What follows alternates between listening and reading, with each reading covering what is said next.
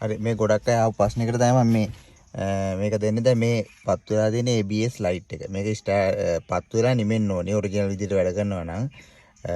දැන් මේක පත් වුණාම හෑන්ඩ් බ්‍රේක් ලයිට් එක මෙන්න මේක. හෑන්ඩ් බ්‍රේක් එක මේක එක විදිහට තියෙන මේ හෑන්ඩ් බ්‍රේක් ලයිට් එකත් පත් වෙනවා. ගොඩක් ඒවා එයා බෑක් ලයිට් එකත් පත් වෙනවා. එතකොට ඒ සිස්ටම් තුනක් ගොඩක් ඒවා එයා බෑක් හෑන්ඩ් බ්‍රේක් ABS තුනම සිස්ටම් එක එකක් කියලා තමයි ගොඩක් ප්‍රෝග්‍රෑම් කරලා තියෙන ගොඩක් ඒවා. ඒ කියන්නේ එකකට එකක් සම්බන්ධයි. පළක් ඒවා ගොඩාක් දුර ගොඩාක් වාහනවල ABS එකයි හෑන්ඩ් බ්‍රේක් එකයි සම්බන්ධයි.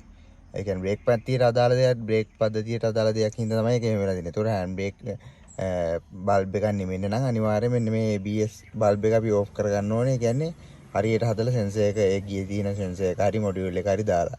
එහෙම තමයි කරන්න ඕනේ. නැත්තම් ABS ලයිට් එකෙන් සාමාන්‍යයෙන් හයි ස්පීඩ් දුවනවා නම් ABS පත් වෙලා තියෙනකොට වාහනේ රෝද ඇදන් යන්න පුළුවන් බ්‍රේක් ගාපුවම ලිස්සුවොත් ඒක කන්ට්‍රෝල් කරන්නේ ABS එකකින් ඉඳ ABS එකේ ප්‍රශ්නයක් තියෙනවනේ ඒක හරි ගස්ස ගන්න.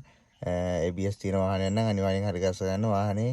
එතකොට හයි ස්පීඩ් පදිද්දි කිසි අවුලක් නැහැ. මේ පොඩ්ඩක් මේ වෙලාව ලිස්සුවත් ඒක බැලන්ස් කරගන්නවා ABS එක.